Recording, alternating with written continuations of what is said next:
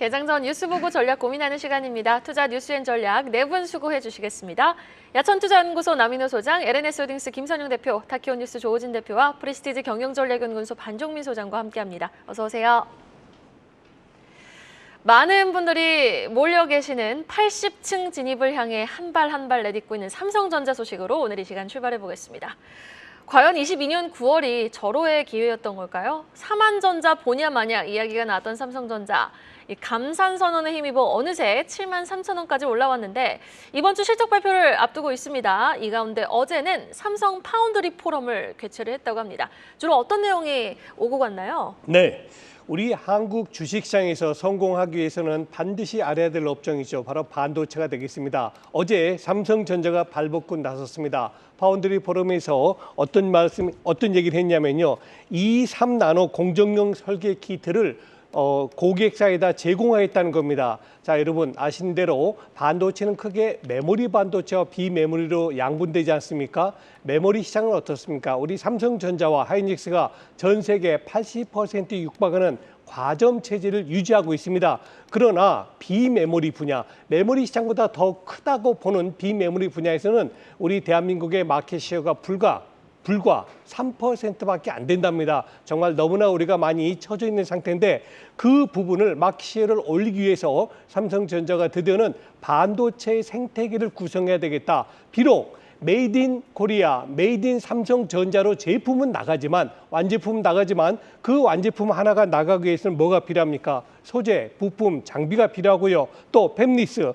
설계를 해야 되는 팹리스가 필요하고요. 또 파운드리 분야가 필요합니다. 그리고 후공정도 필요하겠죠.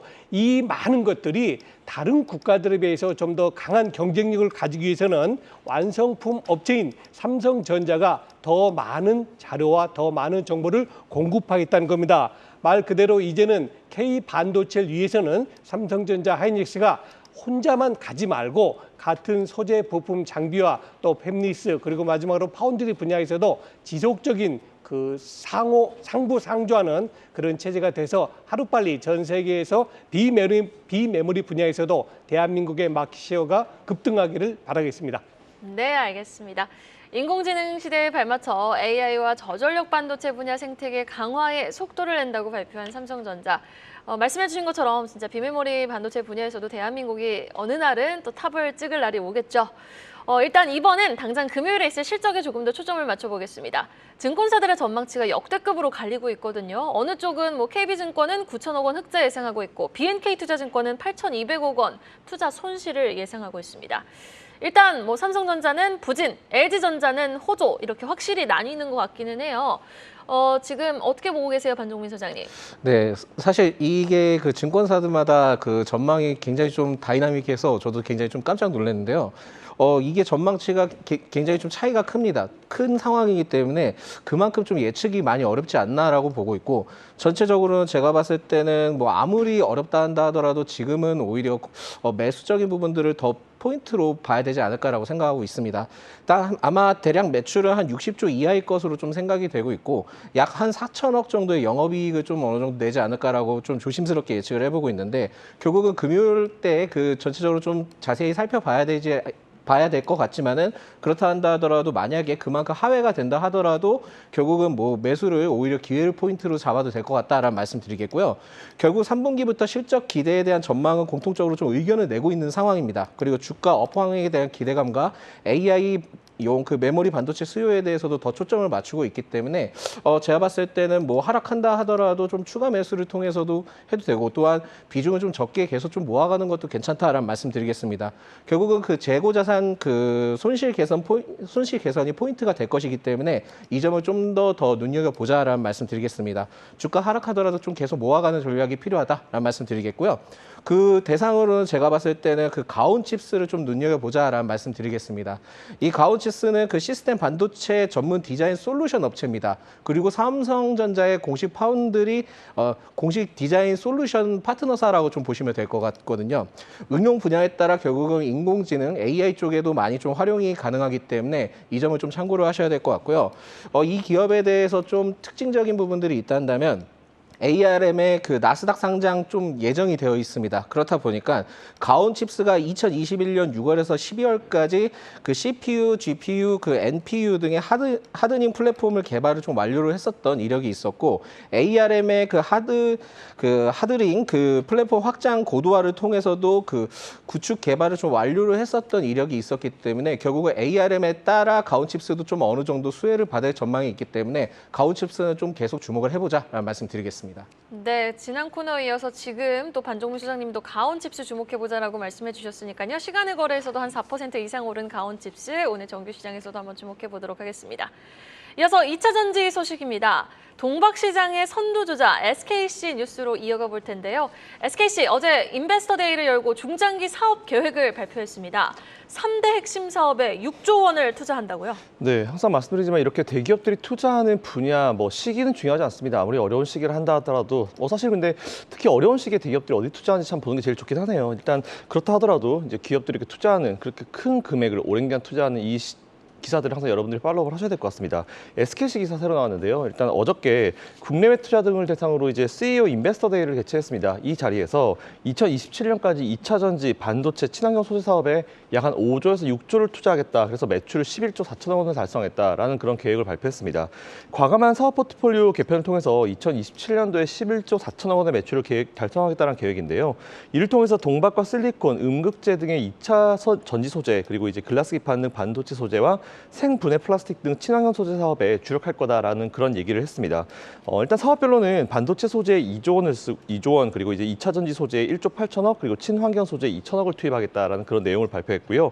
또 M&A를 통한 신규 사업 추진도 적극 검토 중인데 이쪽에 한 1, 2조 정도를 이제 투자할 예정이라고 하는데 일단 발표된 거는 1, 2조 정도인데 사실상 이거 2배 이상 정도도 투자할 수 있다는 그런 얘기들이 나오고 있기 때문에 어쨌든 투자 규모는 앞으로 계속 늘어날 수 있지 않을까라고 판단하고 있습니다. 어쨌든 어디에 투자하는지 그리고 얼마나 투자하는지 얼마나 기간 동안 투자하는지 보시면 될 것 같고요. 어쨌든 2027년까지 대부분 기업들이 2026, 7년도까지 투자를 이어가니까 그때까지 전반적인 어떤 주가들이 어떻게 될지 한번 체크해 보시면 좋을 것 같습니다.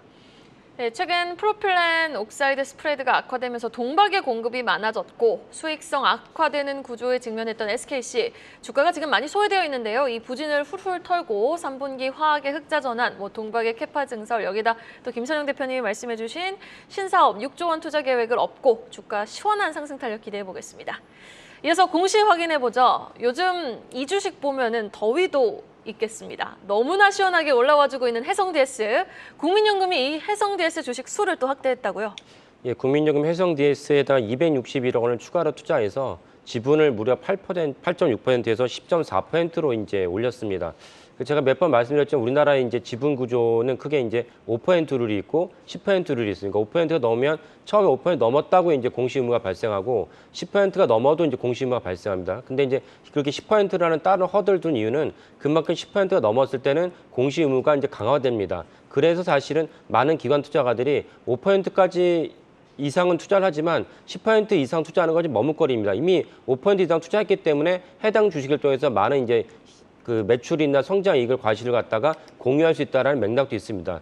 근데 국민연금은 이제 우리나라 주식 비중을 계속 지속적으로 축소하고 있는데도 불구하고 이번에 해성-DS를 원래 8.23%라는 꽤 높은 지분을 갖고 있음에도 불구하고 10.41%로 10%를 껑충 뛰어넘는 그 결단을 내렸습니다. 그만큼 이제 해성-DS의 그 향후 전망이 좋다라는 것이고 또 하나 특이점은 이거는 이제 국민연금이 이제 어떤 정권에 있느냐에 따라 달라진 것인데 뭐냐면 해성-DS의 지분 보유 목적을 단순 투자라고 기재를 했습니다.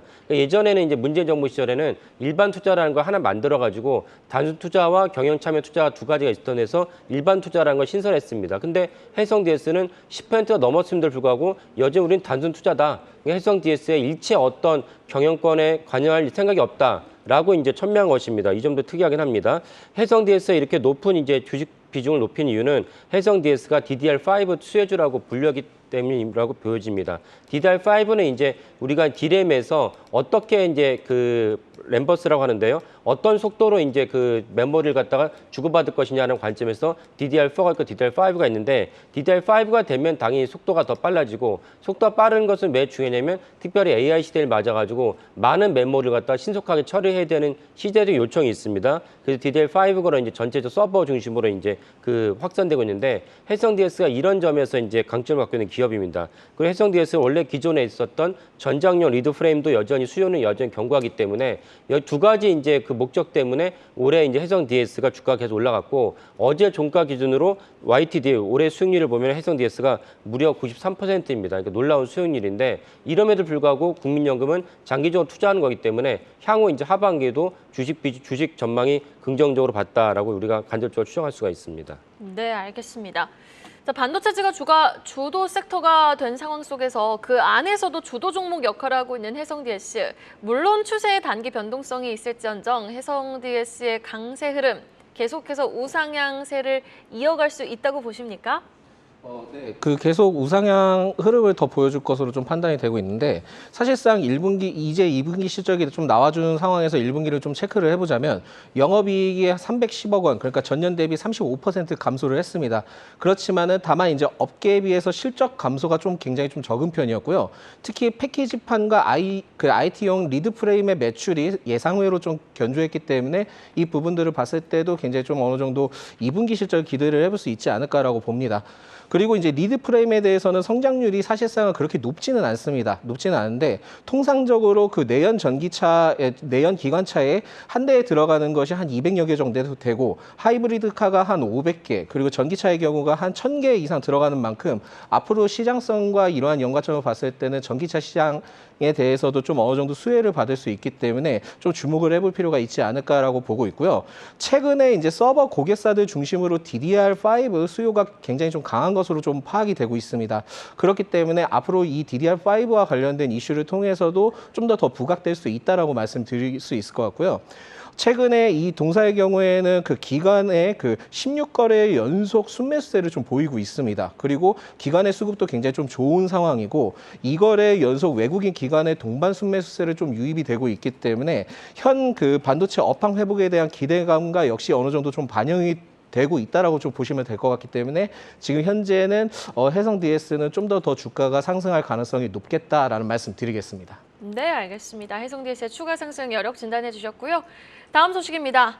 수소 연료전지 시대는 반드시 온다. 두산 뉴스 확인해 볼 텐데요.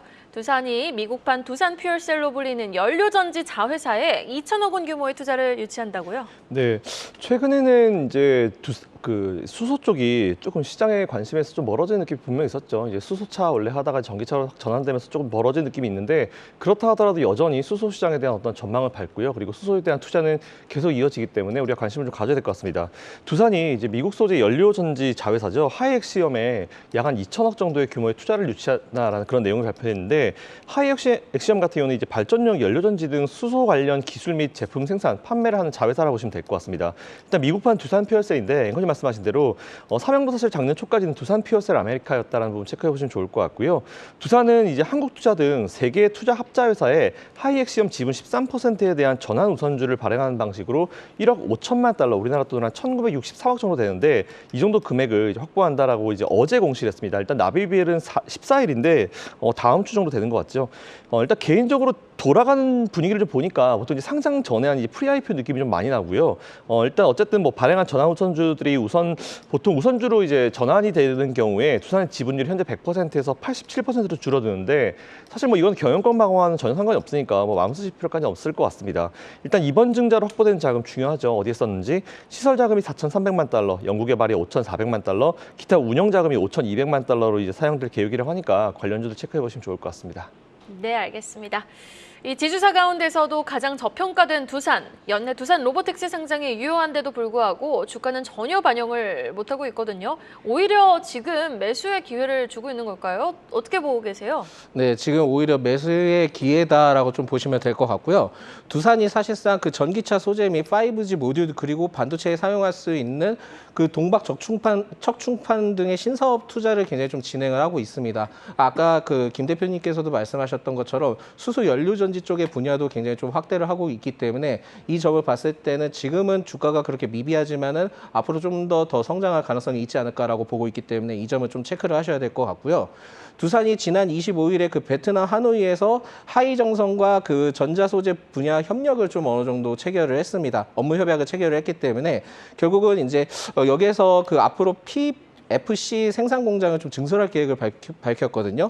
특히 PFC의 경우에는 대체할 수 있는 그 구리전선을 대체할 수 있는 차세대 전자 소재입니다. 그러다 보니까 구리전선의 무게와 부피를 80% 이상 감소를 시키게 된다 한다면은 결국 전기차에 대한 주행 거리가 좀 증대할 수 있기 때문에 이 점을 좀 참고를 하셔서 좋은 이슈다라고 좀 챙겨보시면 좋을 것 같고요. 연내 두산 로보티스 상장에 대한 기대감이 아직 남아 있습니다. 남아 있고 지난달 그 예비 심사를 좀 신청을 했었고 보면은 한 대략 한 2개월에서 3개월 정도 소요되는 시점을 봤을 때는 오히려 지금이 뭐 주가가 하락을 했지만은 분할 매수로 좀 접근을 더 해볼 수 있지 않을까라고 보고 있습니다. 그렇기 때문에 뭐 이 점은 좀 체크를 했을 때 여러 가지의 상황들을 봤을 때는 두산에 대한 좀 성장성을 좀 기대를 해보자라는 말씀드리겠고요. 현 시점에서 모아가는 전략을 취해도 되는 이슈는 사실상 그 전자 비지가 있는데 이게 2분기 회복을 좀 어느 정도 예상을 해서 실적에 대해서 기대를 해볼 수 있기 때문에 오히려 지금이 포인트다라는 말씀드리겠습니다. 네, 알겠습니다. 공시 하나 더 확인해 보죠. 이 대원제약 최대 주주가 60만 주를 증여했다라는 내용의 공시가 나왔습니다. 투자자분들이 주목할 포인트는 어디에 있을까요? 예, 증여는 이제 증여세를 내야 되는데요. 그러니까 주식을 받은 분이 증여세를 내야 되는데 오늘 공시도 그렇다시피 대부분이 이제 자기 친인척들에게 증여를 합니다. 그럼 사실은 뭐 친인척들 뭐 오늘 같은 경우도 아들들에게 증여를 했는데 아들이 증여세를 내야 되는데 당연히 아버지 입장에서는 아들이 증여세를 적게 내기를 원하는 것이 인지상정이라고 추정을 하고 그러면 증여세를 내는 것은 증여 발표일 전후 주가를 2개월 평균 내기 때문에 주가가 2개월 동안 계속 올라갈 시점을 증여세를 고르지 않았을 것입니다. 그러니까 앞으로 2개월 동안은 해당 주가 횡보 내지 이제 뭐 점진적으로 이제 하락을 할 수도 있지만은 2개월 지나면 이제 뭔가 호재가 있지 않을까라고 우리가 간접적으로 추정을 합니다. 제가 19년도 이후에 모든 증여 공시를 갖다 한번 다 조사해봤었는데 제가 지금 말씀드린 것은 정확하게 맞습니다. 그러니까 이번에 공시도 사실은 대원제약의 이제 백승호 회장과 동생인 백승열 부회장이 자기 자녀들에게 총 60만 주를 각각 증여를 했습니다. 전체적으로는 각각 두 분이 한 84억 원 증여를 한 것인데 그러니까 대원제약이 앞으로 한 2개월 정도 지나면은 뭔가 호재가 있지 않을까라고 간접적으로 추정을 하는 것이고요. 그래서 이제 증여 공시를 중요하게 봐야 됩니다. 이번에 대원제약은 형제 경영을 했다가 이번에 아들들에게 증여를 했다는 것은 앞으로 3세 경영으로 넘어간다. 사촌간의 경영으로 넘어갔다고 보면 되겠습니다. 최근에 또 대원제약에 중요한 이슈가 두 가지가 있었는데 대원제약 하면은 잘 인지도가 낮을 수는 있지만 대원제약이 내놓은 제품 중에 콜대원이 있습니다. 콜대원 하시면 지금 방송 보시면 다 아시겠지만은 코로나 이후에 많은 분들이 감기가 걸렸을 때 특별히 아이들이 감기 걸렸을 때는 지금 콜대원 퀴즈펜 시럽 같은 걸 많이 이제 복용을 했습니다.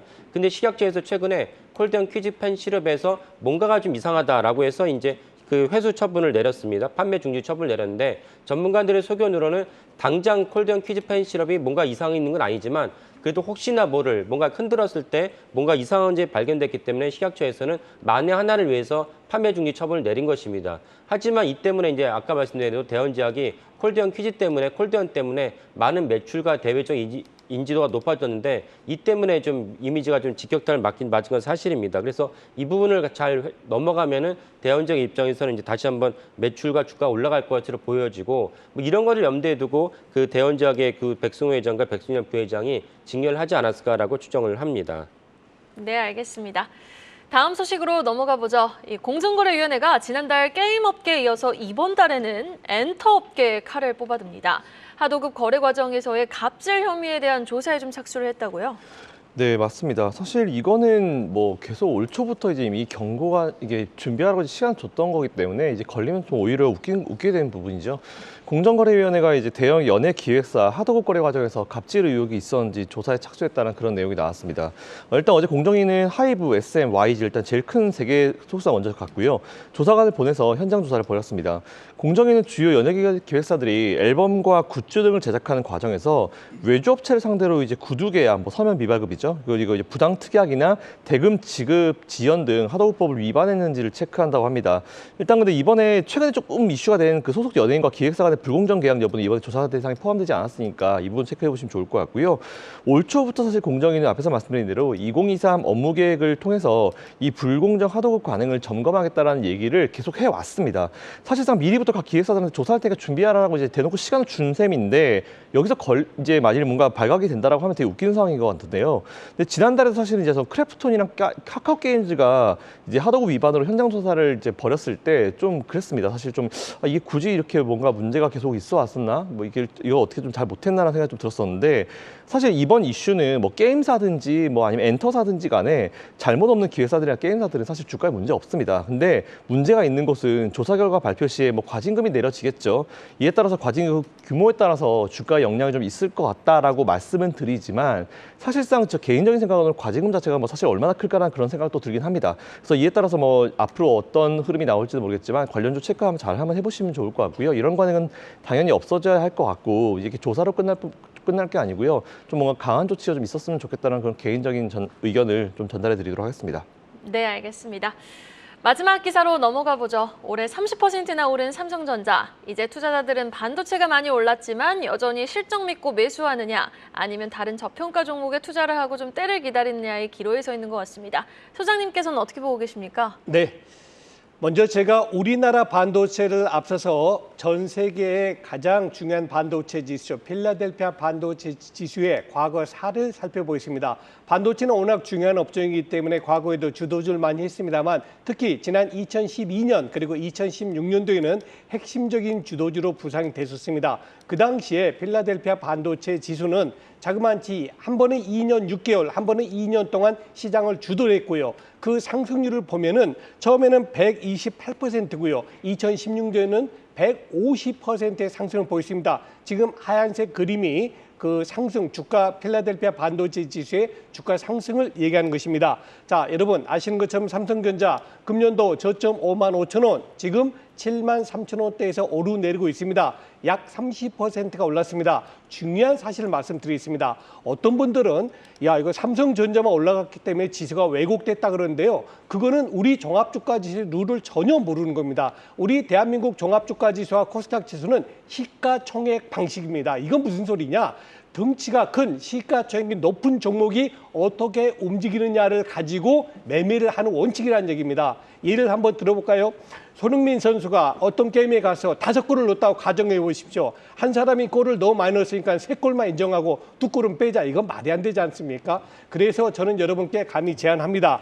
삼성전자가 지금 30%가 올랐습니다만은 여러분들의 계좌에 삼성전자의 포트폴리오는 20%가 반드시 있어야 됩니다. 제일 먼저 현금 20% 가지고 계시고 그 다음에 삼성전자를 꼭 20%를 채우십시오. 왜 그러느냐? 지금 시가총액에서 삼성전자는 24%를 차지하고 있습니다. 그래서 20%가 안 된다 내 계좌에 그러면은 그분은 빨리 삼성전자 혹은 반도체 업종을 더 추가로 매입하셔야 된다고 말씀드리겠습니다.